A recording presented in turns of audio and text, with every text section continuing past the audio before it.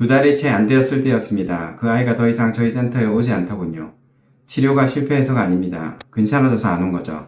마지막으로 봤을 때 학교 잘 다니고 있고 선생님하고 신뢰가 두터워졌고 그렇게 미워하던 친구가 이제는 밉지 않다고 했거든요. 근데 이 아이가 처음 저를 만났을 때는 어땠느냐? 저희 센터에 오지도 않았습니다. 상담실 문턱을 못 넘었어요. 그래서 제가 아이 집으로 출장을 갔습니다. 집에 갔는데도 안 받겠다고 버티더군요. 부모님이 1시간 이상 설득하고 회유하고 나중에는 몸씨름까지 하셨습니다.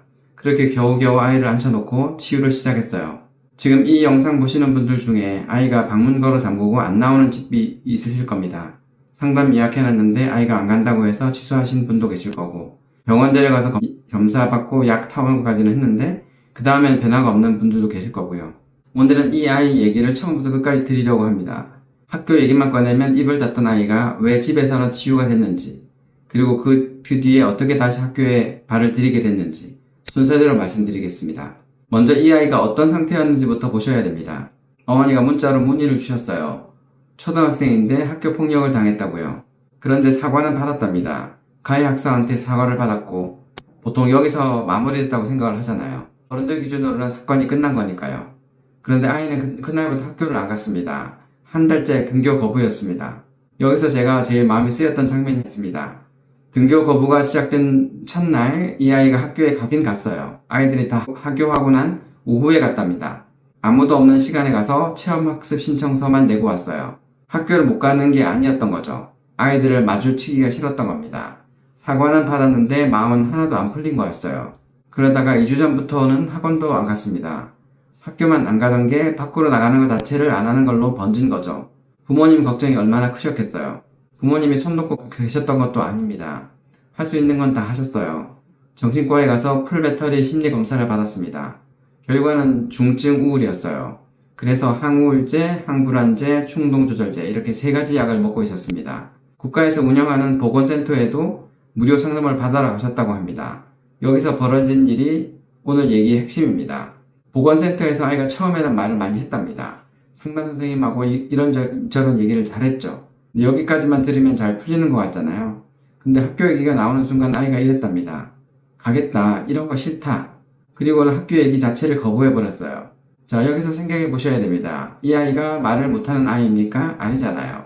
말을 잘하는데 다른 주제는 다 얘기를 하는데 근데 딱 이 지점만 건드리면 셔터를 내려버리는 거죠. 왜 그럴까요? 말로 하는 상담은 아이가 그 기억을 다시 꺼내서 다시 떠올리고 다시 입으로 말하게 만들거든요. 아이 입장에서는 그게 한 번 더 당하는 일인 겁니다. 안 그래도 그 장면 때문에 학교를 못 가는 건데 상담실에서 그걸 또 재생하라고 하는 거니까요. 그러니까 회피하는 게 이상한 게 아닙니다. 정상적인 반응이에요. 여기서 이렇게 생각하시는 분 계실 겁니다. 그러면 시간이 약 아니냐? 좀 지나면 잊히지 않느냐? 근데 저희들은 이제 반대로 봅니다. 게임 중독, 등교 거부, 분노, 폭력, 부모와의 갈등, 저희 센터에 오는 이제 청소년들 문제가 대체로 이런 것들인데요. 여기에 우울, 무기력, 집중력 부족, ADHD 성향, 틱장애, 나돌림, 트라우마까지 겹쳐서 오는 경우가 되게 많습니다. 근데 이것들은 다 표면적인 증상이고 사실 원인은 하나입니다. 살아오면서 마음속에 쌓인 트라우마하고 이제 부정적 감정이 억눌려 있는 거죠. 그러니까 학업이나 학교를 회피하고 대신 자기가 좋아하고 짜릿한 게임이나 인터넷에만 매달리는 겁니다. 이 감정을 해소하지 않으면 시간이 지나도 그대로 있어요. 아이는 잘하지만 그 감정은 그 나이에 멈춰 있습니다. 그러면 어떻게 해야 하느냐? 기억을 다시 꺼내지 않고도 그 감정을 해소하는 방법이 있습니다. 그게 이 아이가 집에서 받은 치유예요. 잠깐 뒤에서 자세히 설명드리겠습니다. 결국 이 아이는 저희 센터에 오는 것도 거부했습니다. 상담이라는 말 자체에 질려 있었던 거죠. 그래서 부모님이 출장을 요청하셔서 제가 집으로 갔습니다. 근데 집에 갔는데도 안 받겠다고 하는 겁니다. 앞에 말씀드린 대로 부모님이 1시간 이상 설득하고 회유하고 몸씨름까지 하신 끝에 겨우 자리에 앉혔어요. 사전 상담을 마치고 양식에 이제 본인이 힘든 점을 적게 했는데 이 아이는 6가지만 적었고 그것도 되게 무성의하게 내용도 엉뚱한 것들이었어요. 원래 저희는 이제 각각이 0에서 10이 얼마나 심한지 이렇게 수치를 물어보고 시작합니다. 근데 이 아이한테는 그 과정을 생략했어요. 바로 이제 치유에 들어갔습니다. 여기서 저희가 쓰는 게 2가지입니다. 첫 번째가 오링 테스트죠. 진실을 말하면 손가락에 힘이 잘 들어가는 원리를 이용해서 이 문제의 뿌리가 되는 기억이 언제 누구와 관련이 있는지를 찾아냅니다. 예를 들어 다스머리 아버지 이런 식으로 금방 나오죠. 두 번째가 EFT입니다. 미국에서 동양의학하고 심리학을 접목해서 만든 기법이에요. 사람이 트라우마를 겪을 때 감정 하나만 느끼는 게 아니고 분노, 슬픔, 죄책감 이런 부정적 감정을 한꺼번에 한 10가지 정도를 동시에 느껴요.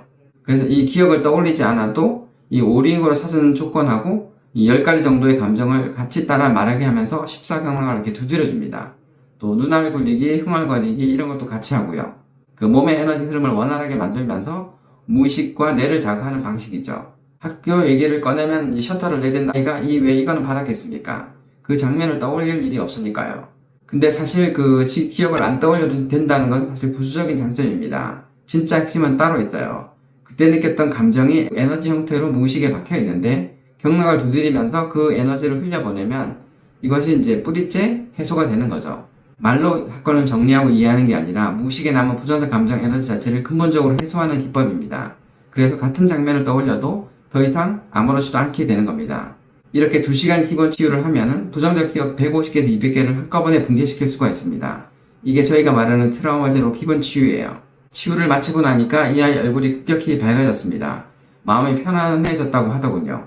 1시간 넘게 몸씨름하면서 노심초사하시던 부모님도 그제야 안도하는 표정이셨어요. 다만 제가 부모님께 한 가지를 꼭 말씀드립니다. 이제부터 쭉 좋아지기만 하는 게 아니라 트라우마가 붕괴되면서 그 잔재가 여러 단계의 명현 반응으로 빠져나옵니다. 그 과정에서 일시적으로 나빠지는 것처럼 보이는 시기가 와요. 그리고 실제로 이 아이도 나중에 그 시기를 겪었습니다. 뒤에서 말씀드릴게요. 10일 후에 첫 번째 AS를 왔습니다. 아버지하고 같이 왔어요. 그 사이에 학교는 안 갔습니다. 근데 본인 입으로는 이렇게 말하더군요. 내주부터 갈 예정이라고. 한 달을 안 가던 아이가 자기 입으로 갈 날짜를 말한 겁니다. 친구 관련해서도 완전히 풀린 건 아니지만 마음이 많이 풀렸다고 했어요. 그리고 자전거 타기를 많이 하고 있는데 갖고 싶은 자전거가 있어서 내일 살 거라고 하더군요. 집에만 있던 아이가 밖에서 자전거를 타고 뭘 갖고 싶다는 말을 하기 시작한 거죠. 아버지 말씀으로는 기본 치유 후에 많이 밝아졌고 적극적으로 노력도 많이 하고 여러 주제에 대해 얘기도 많이 한다고 하셨습니다. 특히 형제하고 어머니와의 관계가 좋아져서 대화가 늘었다고 하시더군요. 그날 수치를 물어보니까 학교 가기 두려움이 6, 친구 미움이 10, 친구 관련 사건 괴로움이 7 정도였는데 당일 치유로 약 각각 2 정도씩 내려갔고요. 네, 여기서 눈여겨보실 게 있는데 학교 가기 두려움은 6인데 친구 미움은 10이에요. 역시 학교가 무서운 게 아니라 그 친구가 미운 거였습니다. 약 2주 후에 두 번째 AS를 왔습니다. 며칠 전에 학교에 출석을 했답니다. 2교시까지만 하고 특정 친구 2명에게 사과를 받고 조퇴했다고 했어요. 그리고 결국 그 버스로 10분 거리에 있는 다른 학교로 전학을 가기로 결정을 했답니다. 이때 수치를 체크해 보니까 학교 가기 두려움하고 친구 관련 사건 괴로움은 사라졌어요. 그런데 친구 미움은 남아있었습니다. 소아정신과에서도 아이가 좋아진 걸 인정해서 방문 기간을 3주 정도로 늘렸다고 했어요. 근데 다 좋아진 건 아니었습니다. 화가 나거나 불안할 때 일주일에 한두 번씩 집을 나간다, 뛰어내린다 이런 표현을 여전히 썼어요. 동생한테 부모님이 잘해주면 질투나서 싸우기도 하고요. 그리고 사달라는 요구가 많아져서 자전거를 3대나 사두셨답니다. 세 번째 AS는 다시 2주 후였습니다. 방학이라 잘 지냈고 친구 미움하고 형제하고의 싸움이 가끔 남아있다고 했어요. 선생님, 어머니 말씀으로는 집 나간다는 말을 가끔 하는데 뛰어내린다는 말은 이제 안 한다고 하시더군요. 사달라는 요구도 큰 건 안 하고 이제는 10,000원만 달라고 한답니다. 의사가 지난번보다 더 좋아졌다면서 충동약을 뺐다고 하시더군요. 네 번째 AS 때 사건이 있었습니다. 전학을 갔는데 적응을 못해서 가출을 했어요. 혼자 버스 타고 한 바퀴 돌고 안전하게 돌아오긴 했는데 그 과정에서 경찰까지 출동하는 해프닝이 있었습니다. 그런데 제가 기본 치유 끝나고 뭐라고 말씀드렸죠? 명현 반응이 온다고요. 트라우마 붕괴의 잔재가 빠져나오면서 일시적으로 나빠지는 구간이 있는데 이 가출도 그 과정으로 보이는 거죠. 그리고 실제로 그 뒤가 어땠느냐. 5번째 AS에서 학교를 잘 다니고 있었어요.